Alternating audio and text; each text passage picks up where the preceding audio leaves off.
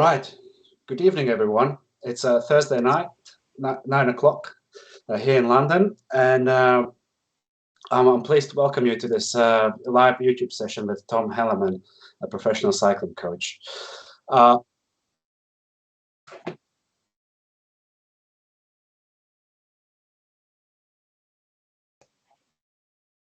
And I would like to introduce ourselves. So here's me, Agris, and Sebastian from London Gravel, and we are joined here by Tom, who is, as I said already, a professional cycling coach, and he is currently based in Australia, but obviously he's looking forward to come back to the UK at some point.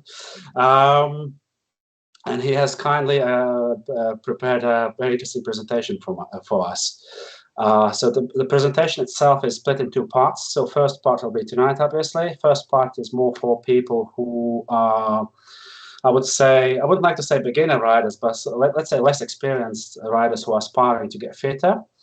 So he'll share some good tips and tricks how to build up your fitness, how to structure your training program, and what to do and what not to do. So that's for tonight. And then next Thursday, we'll have another session also at 9 o'clock in the evening.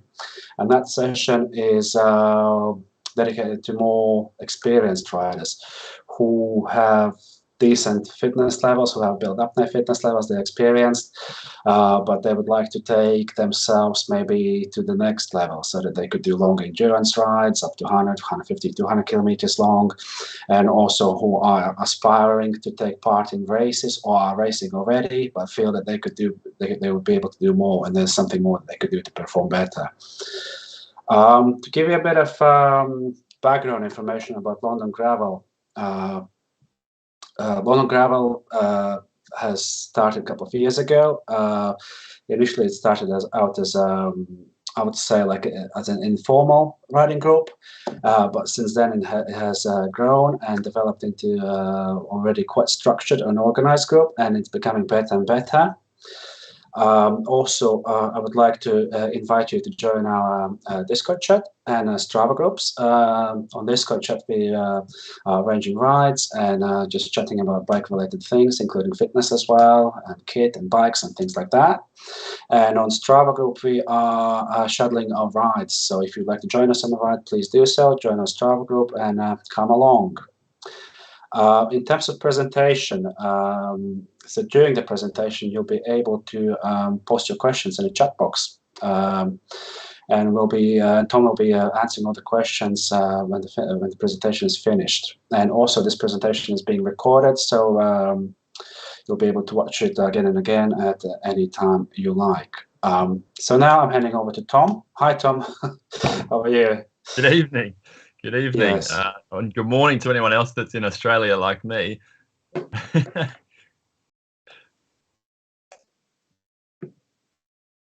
Thank you for the introduction, Agra. I might just take a moment to say hello to everyone. We had one of these sessions in 2021, which was great fun, and I think hopefully some of the club members have come back for more, actually. So I'm basically here to talk to you today about training for gravel. Like Agra said, it's a two-part series. We're going to get stuck into the presentation shortly, but for those who didn't come last year, I'll just take a moment to tell you about myself, and then we'll get stuck into it. So my name's Tom Helleman. I'm Australian, usually live in the UK, but I'm currently back in Australia for a little bit. I'm a professional cycling coach. I come from sort of a diverse range of coaching, right from the gravity side of mountain biking through to working with professional road cyclists on the world tour at events like the Tour de France. My background academically is in sports science, but in the last sort of decade, I've really honed in towards my passion of cycling. At least once I realized that I didn't have quite the right stuff to be a professional athlete. I was really interested in finding out, what are the things that made, endurance athletes different from everyday cyclists, and how can we, work with the body to be able to adapt to do these amazing things and produce lots of power and ride fast and all that sort of stuff. So that sort of stuff fascinates me, and I feel very fortunate to have this opportunity to come back and chat to you once again today. So I'd just like to get stuck into the presentation. So we have about 25 minutes or so of the presentation, and then I look forward to answering your questions at the end. Okay. So just a quick outline of the stuff we're going to cover in the presentation today. So a quick recap of some of the terminology that we're going to use, just to make sure everyone's understanding the language that's coming out, and we're all on the same page. And then secondly, we're going to go through a quick overview some of the things that you face when you're riding and racing on gravel, unique challenges of that type of terrain, style of riding, and then as Agri said, we're going to talk about how to build your fitness, and really part one of this series is really about going from being maybe perhaps a new rider to gravel, or someone who's riding every single day, but they really want to improve their capacity, maybe take on some longer and more challenging events. And then we're going to cover technical aspects of gravel that are again unique to it. So whether that's from kind of bike handling perspective, or from equipment selection, how you during long rides and races, and then we'll jump into the Q&A after that. So if you have any questions along the way, pop them down in the YouTube chat. And Agris and I will go through and pick out as many of them as we can, and answer those at the end of the session. So jumping into it, just a quick recap on some of the terminology that in today's session, and some of these will probably be more prevalent in tomorrow's session. Next week's session. So first of all, we're going to be talking a little bit about training intensity. And so just on the right hand side there, you can see 1 to 10 scale of rating of perceived exertion. That's basically just how hard you perceive the intensity to be. And there's a few little descriptors there. Someone's talking about, for example, like a conversation ride. Maybe that's somewhere between a 4 to 6. So that's RPE. Some of these others you might be familiar with. So just a quick recap there. Cadence. So that's how quickly you're pedaling, usually measured in revolutions per minute. Torque. In our case, on the bike, we're talking about how hard you're pushing down on the pedal. So how much force is going through your crank arm. And then power is the combination of cadence and torque. Some of you may have power meters on your bikes, some don't. That's not essential in any way. That's just another tool that we can use to monitor our training. Interval training, this is probably something that you've come across before, but essentially what we're talking about there is breaking up an activity into periods of work at a defined intensity. Usually the intervals are of a sort of higher intensity, interspersed by periods of rest where you can recover and catch your breath essentially for the next period of work. And that's a strategy that we use in training to be able to get in a higher volume of intense work into one session. And then the final word is a bit tricky to say, specificity. So what that refers to is basically how an activity that you might do in training is transferable to the application in riding or in racing.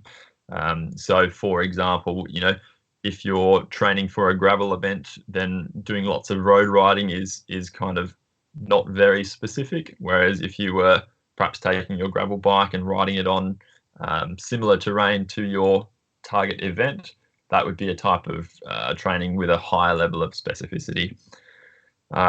So moving on, I just wanted to quickly cover some of the demands of gravel riding as a discipline. It's really grown and flourished in the last, kind of half a decade or so. And I remember doing this presentation, last year. One of the things that I really, kind of talked about a lot was the diversity of the terrain and the challenges that you face out there. Particularly in the UK, depending on where you live, you might be faced with, completely different terrain, whether you're riding on canal paths, bridleways, or perhaps you're lucky enough to be up in, the Peak District or something like that.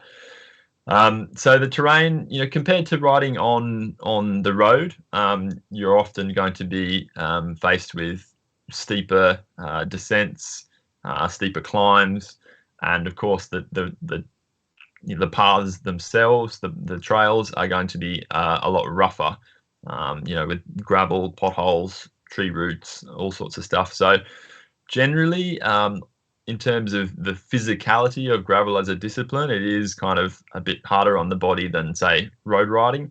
And then compared to mountain biking, typically on a gravel bike, we don't have suspension. So there's a lot of vibration and impact that's transferred through the body. So doing a 100-kilometer or 100-mile event on gravel can be quite taxing. The technical elements, so we talked about gravel being diverse. You might be on, single track that's normally ridden by mountain bikers, and you're on a bike that's, not necessarily as optimized for that kind of stuff. So that can be quite demanding.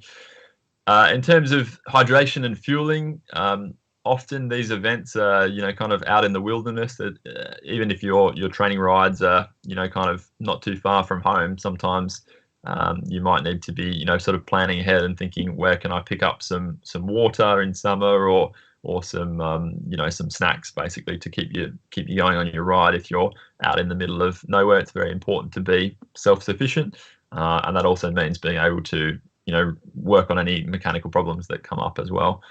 And then from a racing perspective, gravel is kind of again, a little bit unique. It kind of has elements of sort of road riding on one side and mountain biking on the other. Typically, but not always, gravel events are mass start, so the pack will take off from the gun quite quickly. However, some events you actually start in smaller groups or individually, sort of in small waves, and that can sort of influence how the race plays out.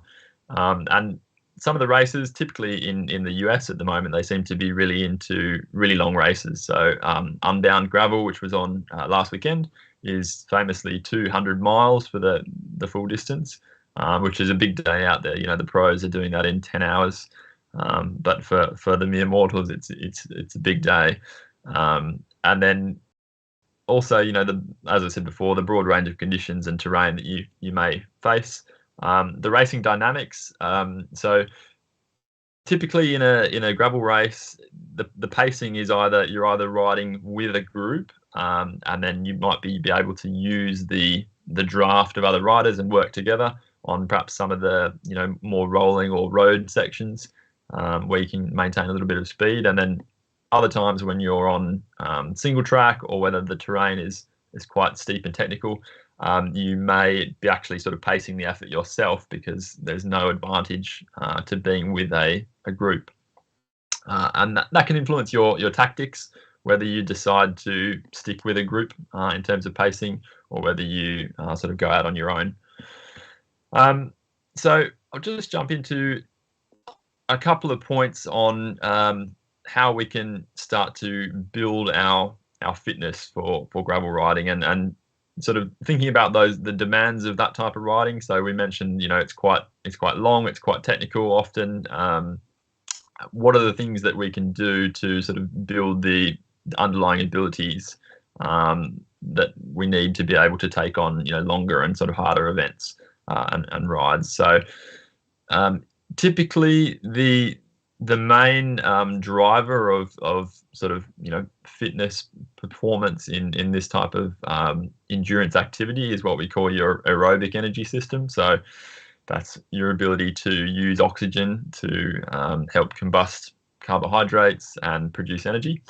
Now the main thing that improves our ability to generate energy that way is actually sort of the volume, so the amount of time that we spend at the sorts of intensities that are where the activity is primarily aerobic. So you might be familiar with endurance athletes, cyclists, cross-country skiers, runners, doing crazy hours of training. Some of them are doing sort of 30 hours of training per week.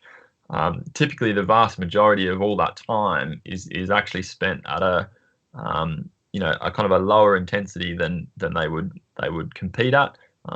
Something that you might call a conversation pace. That's quite it's going to be aerobically driven, and that huge volume of work that they do at those sort of intensities is the key thing that gives them the adaptation to that sort of energy pathway. And powers their performance in these longer races. And just sort of on that topic, when it comes to building your own fitness and sort of understanding that the aerobic fitness is the underpinning sort of ability to ride faster and ride further in gravel events, I think it's really important to understand that you have to be quite disciplined with your training intensity.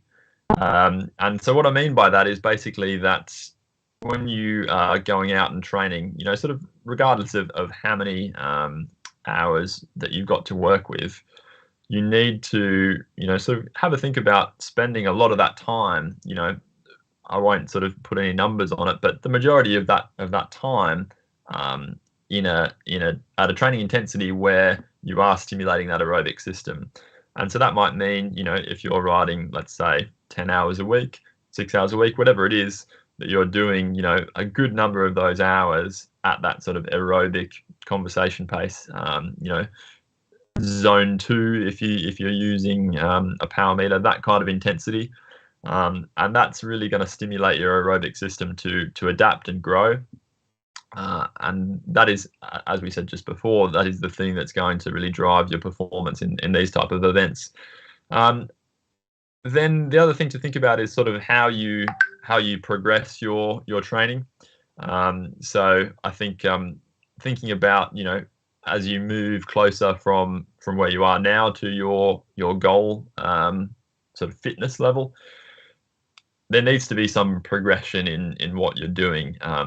Sometimes we say in sports coaching, if you do what you always did, you'll get what you always got, and that applies to training as well. So it's important to be able to build a little bit of progression into your training. So that might mean that, for example, one week you're riding 6 hours, the next week you're riding 7, the next week you're riding 8, and then perhaps you're having an easier week or a recovery week. And so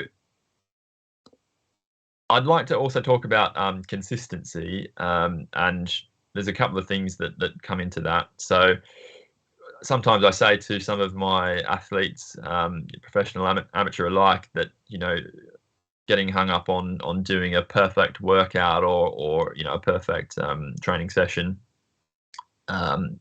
we really need to think about being consistent and being perfect on one day, and then sort of maybe perhaps not executing very well on our next training session. That's going to be a less productive outcome overall than if we were sort of training consistently. And so the other thing there is, with your, if it's possible for you, everyone has different time demands and schedules. If it's possible to be able to try and get some time on the bike consistently, or if it's not time on the bike, other activities that will kind of provide that training stimulus, whether that's doing some jogging, or if you play other sports, but being consistent with your activity, and then sort of keeping that up as you start to build your fitness. Just jumping on to the next slide, I talked a little bit about how you kind of would structure your time to sort of emphasize training in those sort of aerobic intensities that we really need to work on for endurance events and gravel riding and racing. This little chart here it's a little bit complicated, but I'll sort of break it down for you. It just gives you an idea of kind of what a couple of different intensity distributions can look like. So, it might be easiest if I kind of describe them by, thinking of the sort of person that they might apply to. For example, if you look on that chart there at B, so high intensity training, where a lot of the training is in that sort of higher intensity zone. And so there's a really high amount there and not much in the other zones. That's kind of what we typically see with what I would call your classic weekend warrior. So they perhaps don't get the chance to ride much during the week, and then on the weekend they go out and they go hard and they go full gas, and they end up spending a lot of time or all of their sessions, maybe just Saturday and Sunday, are super high intensity, and they completely cook themselves over those couple of days because that's their opportunity to ride. And then A, so in the top left there is sort of the inverse of that, someone who's doing a lot of much easier training, and then some mixtures of different intensity distributions. So I'd probably just draw your attention to perhaps F, which is sort of a polarized model. So you can see that there's a lot of time in that green zone, in that sort of lower intensity zone, a little bit less in the middle, and then sort of another contribution in the high intensity zone. Just, I don't know if you can see it on the slide there, but the axis on the vertical side is the amount of sessions, not the training volume in hours or anything. So we're talking there about how you would split up the number of sessions. So if you're riding 4 times a week, and you might be doing 3 of those in kind of a lower intensity zone, and perhaps 1 in the higher intensity zone, and that would give you that sort of polarized distribution, and that really is key to focusing your training on the adaptations and the energy pathways that you need to develop to power your performance for these type of events. So that's kind of a brief discussion of sort of the core requirements of building your fitness for gravel. Next week in part 2, we're going to dive into this a little bit more and sort of talk about some of these concepts in a little bit more detail. So if you're sort of a bit of a power meter nerd, or you like kind of looking at some more numbers and that kind of thing, definitely come back next week as well, where we'll sort of address some of these concepts in a bit more detail. Next, I'd like to move on to just some points on the technical side.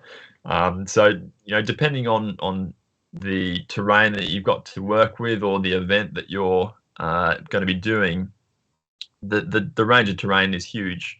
And so, there might be stuff that's, sort of technical mountain bike track to, you spend some time on a tarmac road riding in a group, essentially like it was a road race.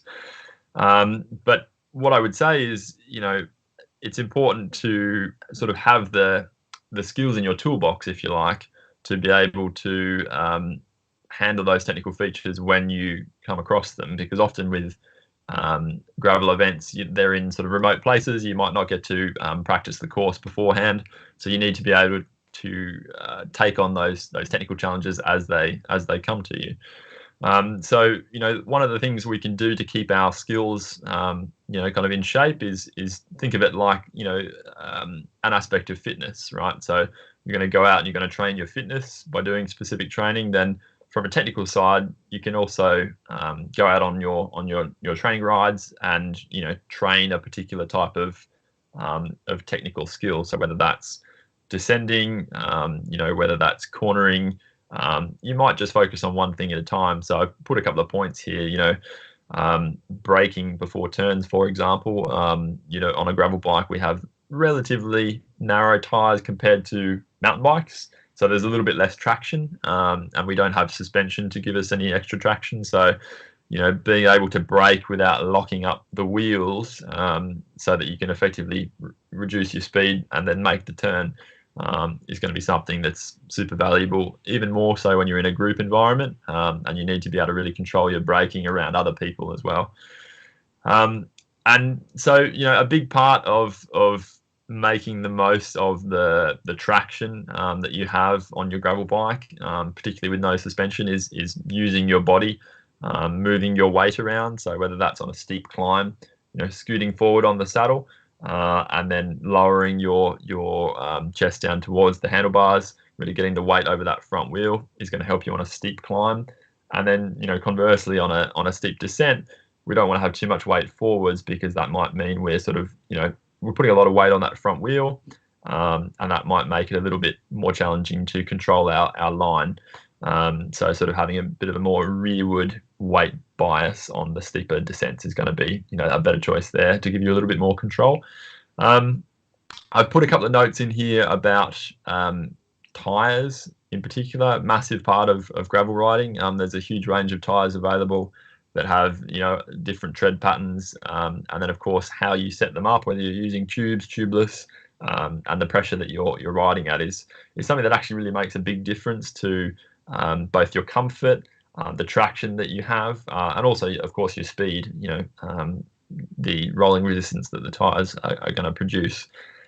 So that's something to think about if you're perhaps riding in one area that the gravel is quite fine, versus somewhere else that's quite chunky and there's bigger rocks and that sort of looser kind of terrain. You might have to think about sort of changing your tires or your setup, and just experimenting with that a little bit. I'd certainly recommend going out and perhaps taking a pump with you so that you can play with your tire pressure, just to sort of dial it in before race day comes around. And you might be able to find that kind of sweet spot between something that's going to give you a comfortable sense of your event, and then also something that's going to be supportive and feel fast on the smoother sections as well. And final point on the technical side of things is gear selection. With gravel, it's a bit like mountain biking in the sense that the terrain can sort of change quite quickly from descents into climbs. And you're often sort of your speed is fluctuating quite a lot, so it's important to be really aware of sometimes when you're riding along, you stop pedaling for a little bit of a descent.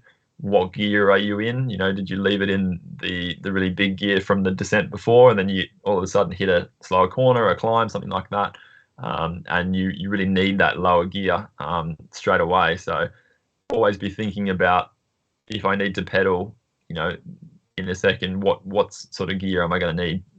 Have I slowed down? Have I sped up?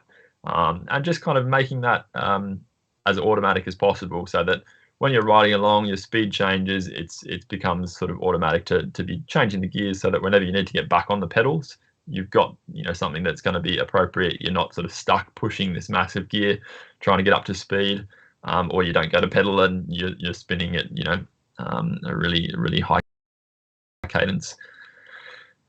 So that's briefly some points from the technical side of gravel riding, but it is really interesting to dig into some of these things, and you really have to use your body, use your skills to sort of make the most out of these bikes on the technical side of the terrain that you encounter. And tire choice is a massive impact on how your ride is as well. So just moving on, I put a couple of points in here about so fueling and hydration. I think, as I alluded to earlier on when we were talking about the demands of gravel racing, I think that it's really important to think about your strategy for how you're going to refuel and rehydrate. As I've sort of said in the slide here, you can certainly take you might have a handlebar bag or a camelback or something like that. You can put plenty of food in there, but even with a couple of bottles on your bike, there's only so much hydration, so much fluid that you can take with you. And particularly if we're talking about doing events at kind of at this time of year, it's warmer weather, or if you're traveling to a warmer climate for an event, then the amount of fluid that you need to be kind of, replenishing is going to be a little bit higher, and that needs to come from somewhere. So whether the event or the ride that you've got planned has defined stops where you can resupply, or you need to actually do that planning yourself. If you're doing, like perhaps a bikepacking route or something like that, it's really important to take the time to kind of figure out the places where you can, you can access water, you can access, food to take on, so that you're not getting to a point where you've run out and you're still, half an hour's ride from the next place, and maybe the cafe is closed. So planning ahead, but also sort of having a bit of a strategy, knowing that in this particular kind of climate, I'm probably going to need to drink about, let's say for example's sake, a bottle an hour. So I've got 2 with me, that gets me 2 hours, and then where do I go from here to the next aid station? And then just kind of a little mantra, sort of eating early and eating often. We talked about some of the gravel events being, 100 miles or more. You're going to be out there for a long time. If you think about some of these events, they're essentially all day. If it was a normal day, you'd be eating a couple of meals in that time. So during the event, your energy expenditure is a lot higher than normally, of course. So you really need to be basically taking on some carbohydrate, particularly to be able to sustain that kind of endurance exercise. And it really is, kind of a some of my sports dietitian friends always kind of really talk about fueling your rides and your racing is kind of almost like legal cheating. So many people are perhaps not taking on quite enough carbohydrate, and then therefore their performance and the intensity that they're able to work at sort of decreases, through the course of the event. And basically the trick there is just taking on carbohydrate all the way through. And even if it's only you might think it's a 2-hour ride, I know I can do that without any food. Actually, in that situation, you're probably your performance is potentially suffering as a result of a lack of carbohydrate in the latter part of that 2-hour ride.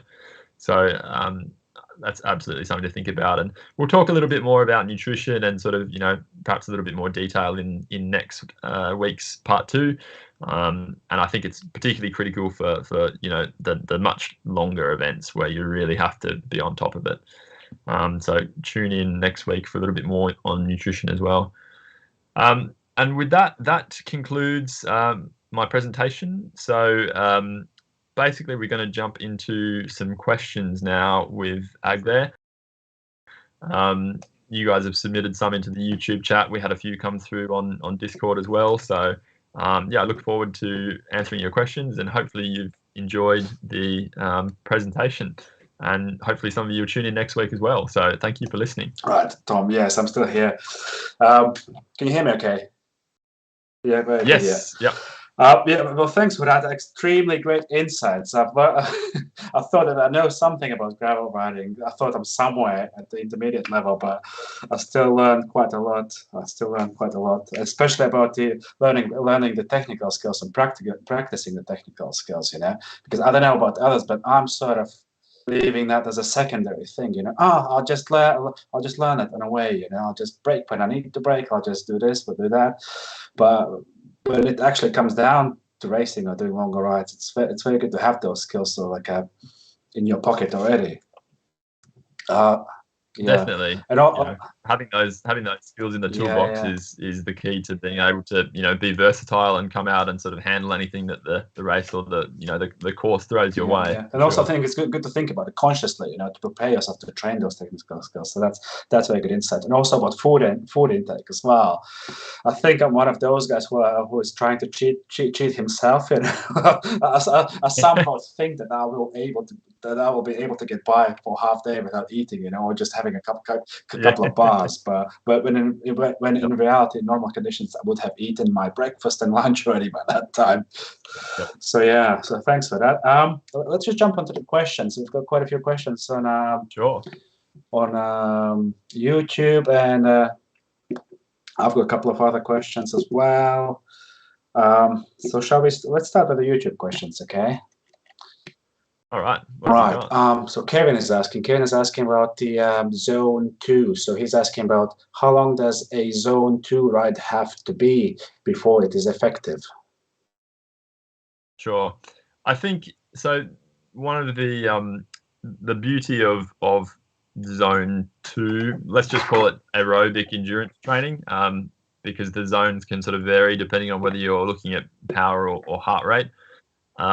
The beauty of that is that you can do a little of it, you can do a lot of it, and it's not super fatiguing. So, you can do a zone 2 or aerobic endurance ride for a number of hours, and it's not going to cause a lot of fatigue to then be able to ride the next day.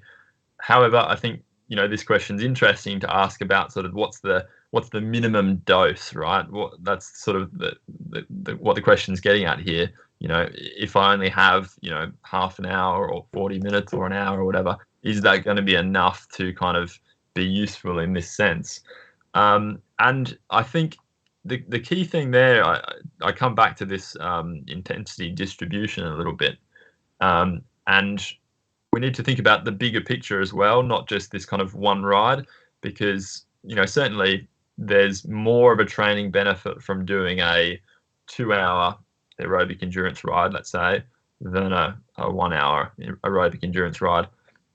However, in the context of a week, of a fortnight, a month, it depends on sort of your overall training routine and plan, right? So the sports sciencey answer is it depends, and I would say that kind of if you've only got a couple of little bits of time through the week where you have, I don't know, 20 minutes or something like that, and then maybe on the weekend you've got some time for some longer rides of an hour or two.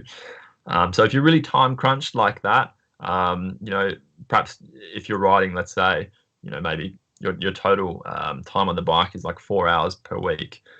When it's kind of, you've got really limited time like that, that's about the point where I'd start to kind of lean towards making more of those sessions high intensity interval training sessions.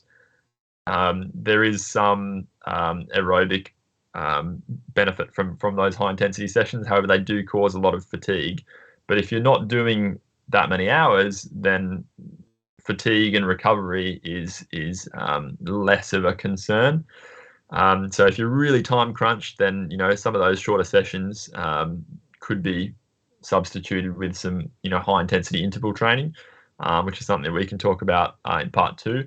But generally speaking, the minimum dose, anything from half, if you can get on the bike, even if it's indoors on the trainer, anything from 20 minutes, 30 minutes, 40 minutes, up to 6 hours, it's all going to have some benefit. The other thing I would say here is that it's very important, regardless of the length of time, it's really important to actually make as much of your available training time functional. And what I mean by that is, if you've got an hour to ride and you're trying to do a aerobic endurance ride, but you actually spend 20 minutes of that hour kind of pedaling easy, then that's sort of lost time. I think when time is precious, you have to be a little bit more efficient, and really try and maximize, kind of the time in the zone that you're trying to target, right? So, if you've got half an hour, that needs to be, half an hour of focused work, where you're using, if you've got it available to you, whether it's power, heart rate, something, even RPE, just monitoring your intensity to make sure that, am I on track, and working at the right intensity to make this session count. So hopefully that sort of answers your question, Kevin. I would say in short, it depends. If you've got limited time, maybe substituting some of those short sessions for high intensity sessions, but otherwise just being diligent with your intensity, and then all those short rides done at a kind of aerobic endurance intensity you know, in that sort of polarized way, maybe 80% of your rides done like that and 20% are high intensity, you know, something like that might work for you. Right. We've got another question from Kevin also about zones. So he's asking about the what's good or bad about zone 3. Okay. Yeah. So interesting question, and this is something again we'll get into next week. But I think essentially what Kevin's getting at there is, you know, when I talked about the kind of polarized intensity distribution, there was a bit of a hole, right? You know, where there wasn't much work being done in that sort of middle intensity. Typically, the reason for that is that oftentimes that riding in that sort of middle intensity is hard enough that it stimulates the body's sympathetic nervous system. It stimulates, you know, kind of in a sense, almost like an inflammatory response from the body, because we're asking it to do something, you know, kind of hard, and that takes a little bit more time to recover from. And the intensity itself is not that high, but the actual kind of effect on the body in terms of fatigue and recovering from it is sort of like you know, a bit like equivalent to what you would get if you did much higher intensity. So if you're talking in you know, kind of power zones, you know, 1 through 6, let's say, you know, zone 3 work might actually be, you know, kind of stimulating a similar sort of fatigue as, you know, zones 4 and 5 maybe, in a slightly different dose. But importantly, that intensity, whilst it's generating a bit of fatigue, isn't necessarily going to give you the adaptation and the stimulus to adaptation that the higher intensity zones will give you. So what that means is you're kind of you're doing work that's hard on the body and requires a bit of recovery, but you're not really getting that much benefit from it, if that makes sense. So that's why we tend to, you know, I think I had it on one of the slides there that, you know, sort of make the hard days hard, and on those days when you're doing high intensity work, it needs to be, you know, proper good quality high intensity work, not this kind of like middle sort of zone, which feels hard, but actually, you know, you're not going like max. We separate, you know, the hard days, and they need to be really hard, and then the easy days, those endurance days, need to be easy, so that, you know, we're targeting specific adaptations there, and we can recover from them as well. So that's kind of why it might seem like there's a little bit of a gap, or a little bit of a dip in the amount of sessions, the amount of time that you might be sort of spending in that sort of middle intensity. Hopefully that answers your question, and we can sort of cover a little bit more of that, you know, intensity distribution and what that looks like in next week's session as well. Right. So one more from Kevin. This might be a slightly open-ended question, but still. Kevin's got 3. He must have got in there. Okay. Kevin is really curious. Yeah, that's good. So the question is, how does riding with a mixed ability group? Hold on a sec. How does riding with a mixed ability group 1 a week fit into training plan? Okay. Yeah. Sure. So I think that's a common scenario, right? You know, you go out with pretty much my scenario as well.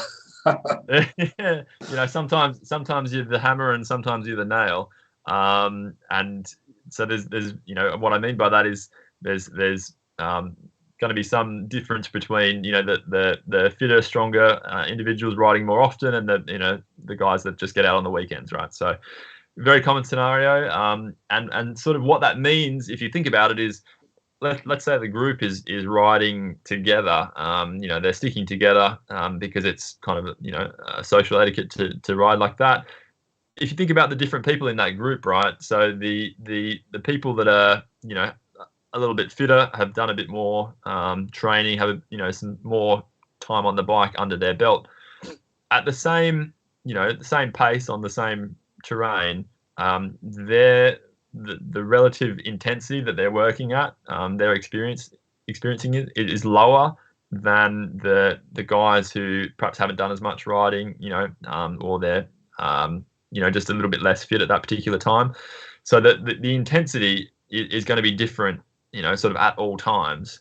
And so it's important to recognize that. And I think one of the ways that group rides often can be you can sort of try and gel it together a little bit is, perhaps if on the flatter terrain you stick together, perhaps, maybe some of the stronger riders spend a little bit more time at the front of the group, pushing through the air. And then secondly is if once you get to, perhaps the hills or the more difficult terrain, that people basically, sort of go into their own pace for that period, and then you regroup at the top of the hill or at the end of a technical section.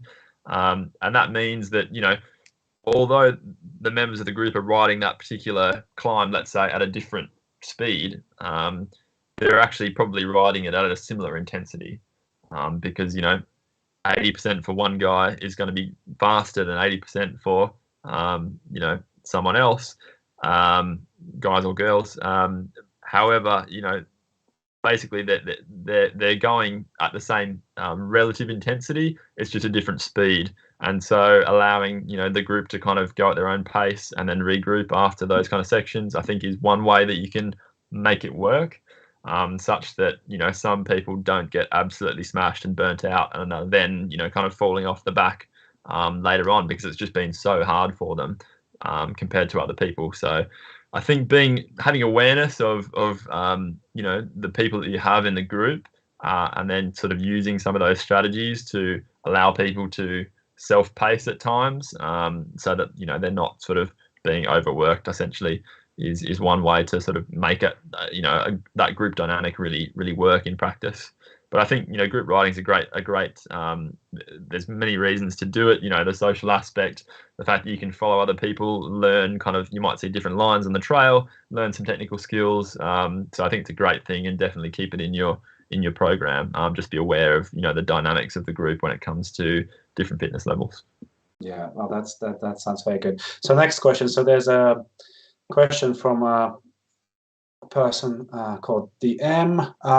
What are your top 3 changes to riding habits training an amateur road cyclist should make, in your experience, to gain the biggest improvements in performance? So top 3 changes to gain the biggest improvements. Okay. I assume that there are road cyclists coming across to sort of gravel riding. So, I think the number one point that I would make there is getting time on the gravel bike or off-road terrain. If you're a habitual road cyclist, you're very familiar with kind of sitting on the saddle and tapping out your rhythm on the road. However, on gravel, it's, as we spoke about so much before, you have to be quite agile. You're in the saddle, out of the saddle, climbing, descending, and dealing, using your body as suspension over the rougher ground. Physically, there's a lot more to it than just the power going into the pedals. And I think getting time off road on that sort of terrain, is A, going to help with your technical skills. B, it's going to give you some practice at that different kind of riding style, spending a bit more time out of the saddle, steep climbs that you're riding at a lower cadence. So my number one would be getting more time on the gravel bike and off-road terrain for sure. Number 2, I think often, kind of road riders, they're used to sort of doing group rides, solo rides. You're kind of just cruising along, a lot of that aerobic work, which is fantastic. And I think keeping doing that is great. But also the gravel side often throws you these kind of really steep climbs where you're riding at perhaps a really low cadence because it's so steep, and you have to maintain traction. And that's kind of something that road riding doesn't really have. You've got kind of that aerobic endurance base, but you don't necessarily have those kind of, really steep, fire road pinches where you're in your easiest gear and you're like really kind of pushing quite hard to keep moving. And so I think trying some, even whether it might even be on the road still, depending on the terrain that you have access to, but trying some steeper climbs, which you are then forced to ride at a lower cadence, because you're in your easiest gear or whatever. But those kind of what I would call like high torque pedaling, so a lot of force on the pedal, quite a low cadence. That's something that you're probably going to face when you come to the back end of a long gravel race, and all of a sudden there's this sort of fire road wall ahead of you, and you're in your easiest gear and you're really just kind of almost in slow motion getting up there. So whereas with road riding, we typically like a higher cadence, so that's probably something that is less familiar. So that would be my number 2. Number 3, I think this is a little bit of a different one. I'd probably talk about from a technical standpoint, and I'd come back to the slide that I had on technical stuff in the presentation, which is kind of experimenting with your tire pressure. So if you're a road rider, you're probably quite used to the feeling of kind of fairly narrow tires that are pumped up to a pretty high pressure, and that being quite supportive. On gravel, we're running much wider tires, maybe twice as wide, and therefore we've got a lot more air volume, and ideally we want to get some comfort out of that sort of tire as like a bit of suspension, and so dropping the pressure right down, and that might be something that as a road rider kind of feels quite strange. I remember when I first got a cyclocross bike, sort of before gravel many years ago, and going from riding a 25 millimeter road tire to a 33 millimeter cyclocross tire, initially I went out with 50 psi in the tires, and then trying that off road felt quite harsh, and it took a while to sort of navigate through trial and error down to a pressure that was going to give me more comfort and grip. But at first it felt quite unnatural to have that kind of squish in the tire, whereas with a mountain bike you're kind of quite used to it with the suspension, quite big tires. So as a road rider, I would say that kind of thinking about your setup in terms of what's optimal, not what feels normal, because coming from a road bike to a gravel bike, it's going to feel a little bit strange, having that kind of lower tire pressure, bigger tires.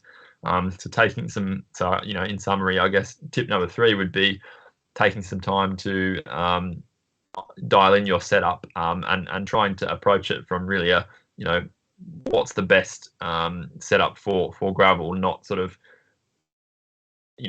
I'm traditionally a road rider and this is what my bike feels like, and this is what works on the road, and sort of making that adjustment. So yeah, those would be my top 3 tips there.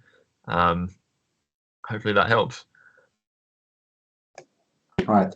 So let's jump on to the next question. I'm not sure how much you can advise on bike fit and things like that, but there are 2 questions which I'll try to combine together. Sure. So basically, a person has tried out different bike fits and still feels uncomfortable on a bike. And also, the same person is asking what to look out for when looking for a bike fit. What they need to pay attention to make sure that the bike fit will be good. Great question. Comfort's obviously a big part of it, and if you're not comfortable, you're not going to have a great time. So I think investing in being comfortable is super important, and I'm really glad to hear that this person is doing that. I have experience as a bike fitter, and have as part of my studies at university sort of looked into biomechanics of cycling. which led me to sort of doing some bike fitting. So, without sort of talking about specifics, generally speaking, there's a couple of different aspects of fit, right? So, number one is understanding the rider, and sort of what you're working with essentially, and we need to accept here that there's a lot of variation between individuals, probably more variation than there is between bikes, and so typically what happens when people buy a bike is that sometimes the bike out of the box doesn't quite work. It's close, but it doesn't quite work, and maybe there's some small adjustments made, but getting the seat height right and that kind of thing. But ultimately the person kind of adapts to riding this bike that they've got, and that, in my mind, that's kind of like a sub optimal solution, right? Because really the body is the machine that's the engine, and that's the machine that we want to kind of optimize.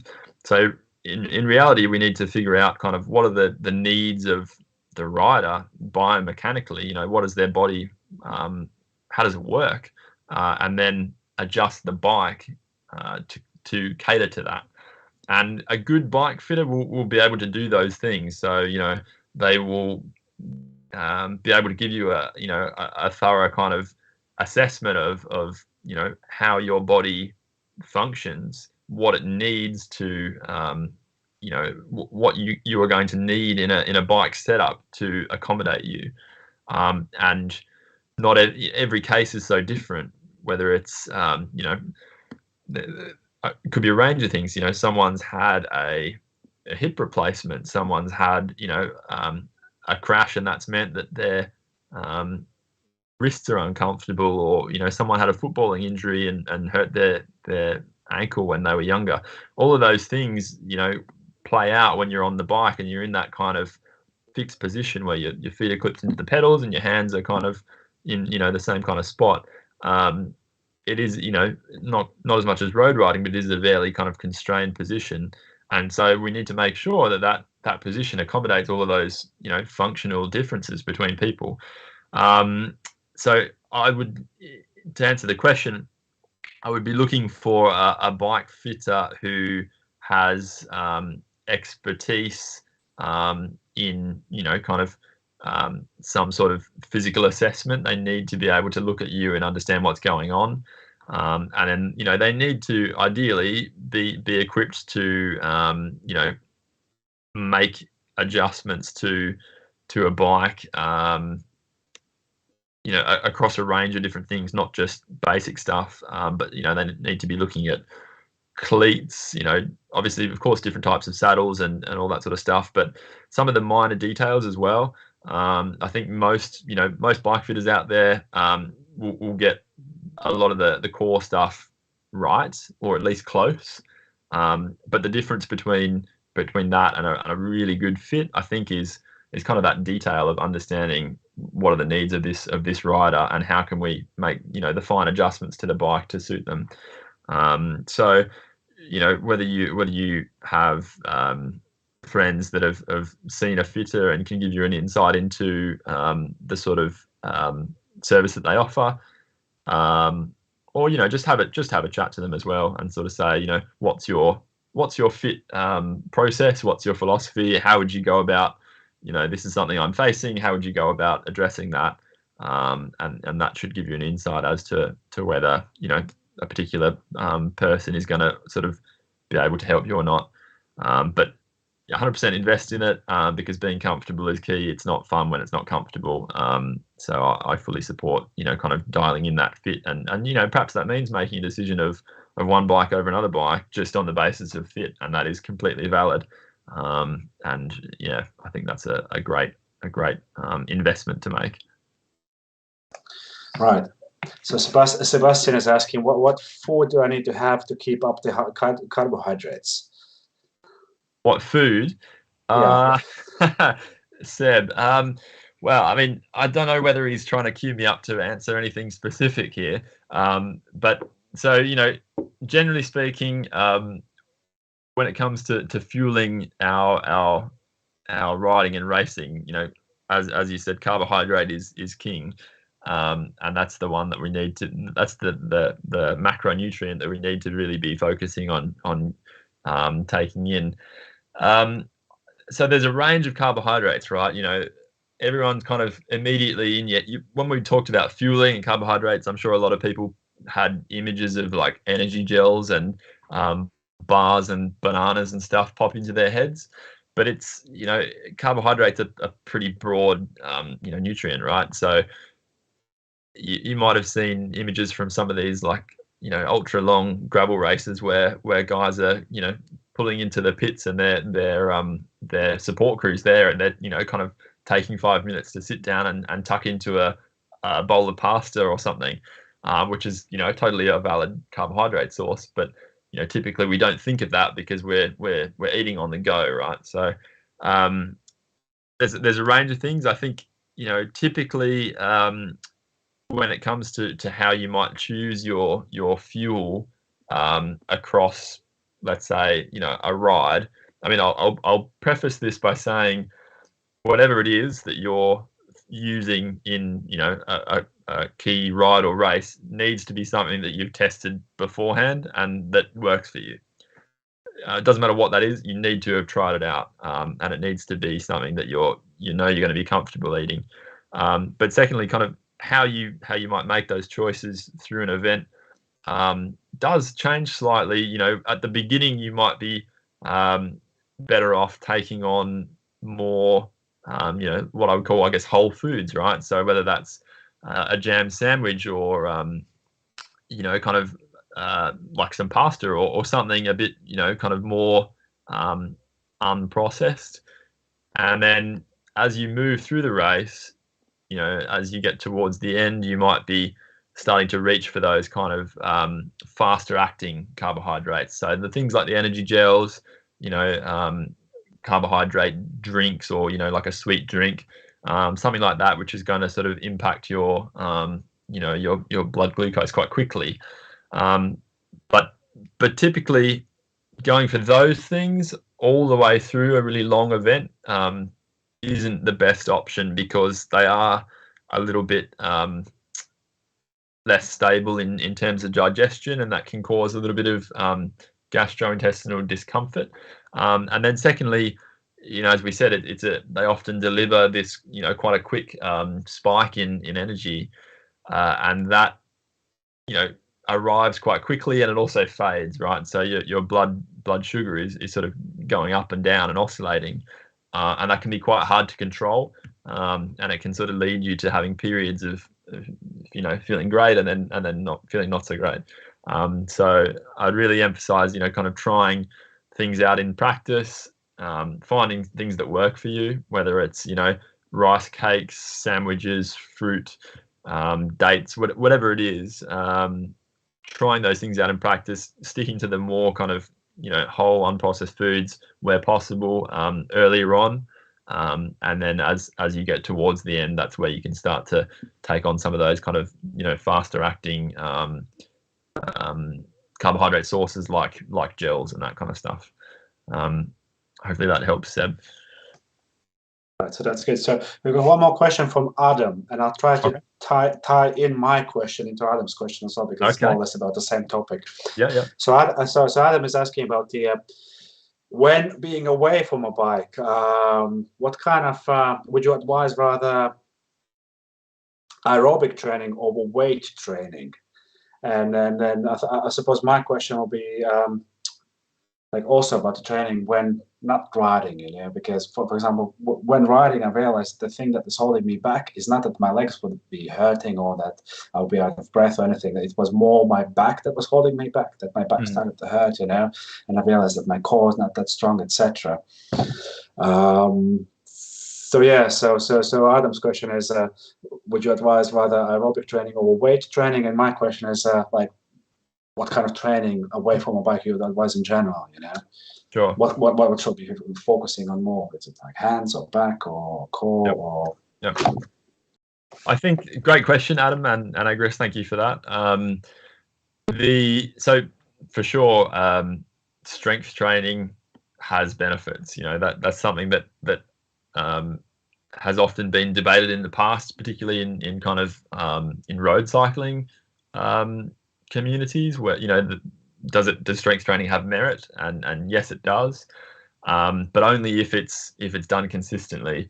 Doing a little bit of strength training for a couple of months to kind of address a need, and then kind of stopping. After a few months, you'll end up back in the same place. So if you've got, and this is something that's actually in the presentation for next week. So please tune in, Adam, and we'll address the strength training question.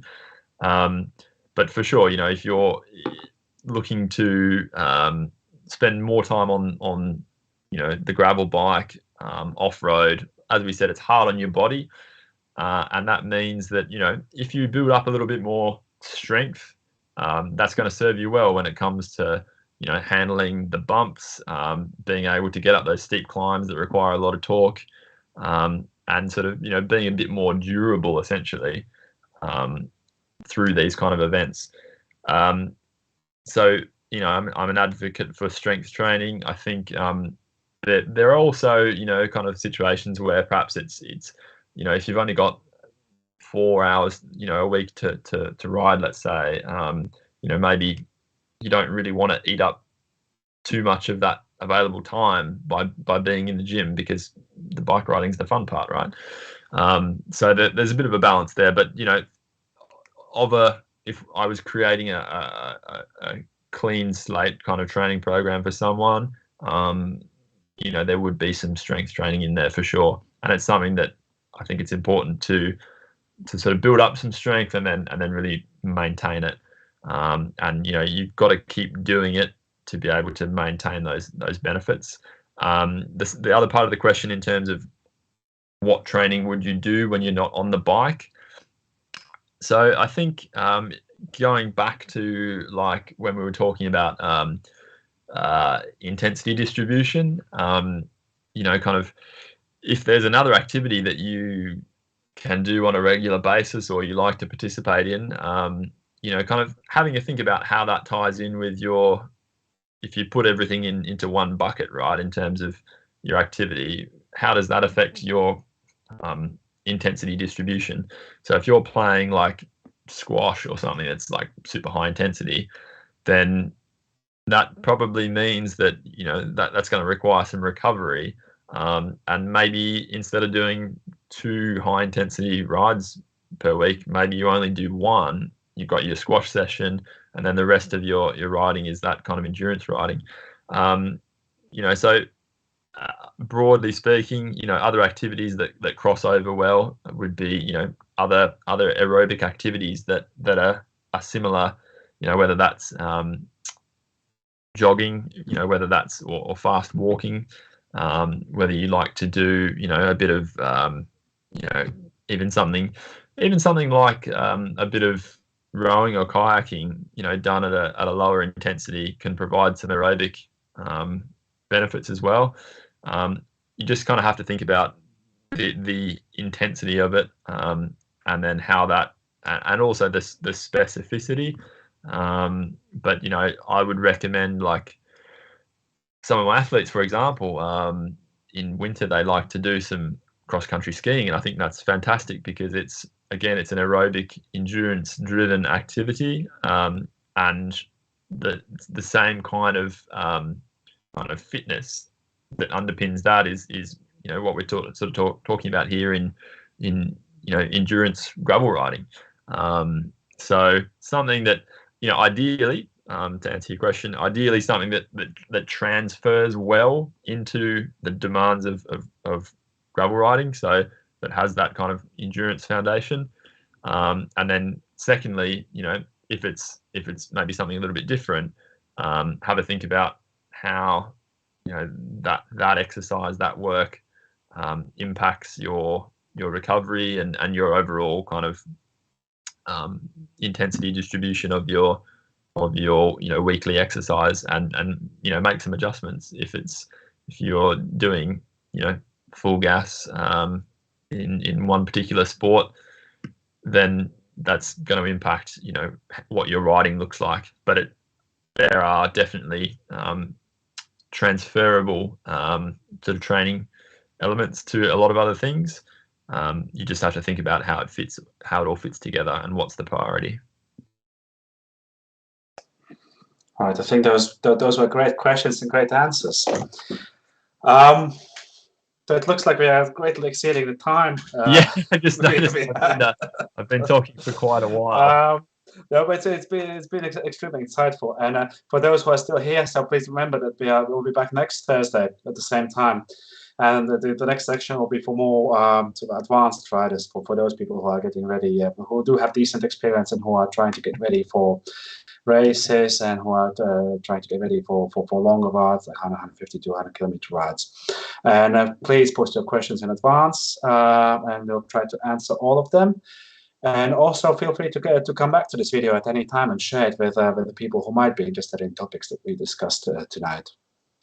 So yeah, thank you, Tom. Thank you, Seb, in the background, and thank you everyone for joining us. And hope to see you next time. And please join the Discord channel and Strava group and come out on rides with us. And yeah, see you soon and have a good one. Thanks very much. Bye.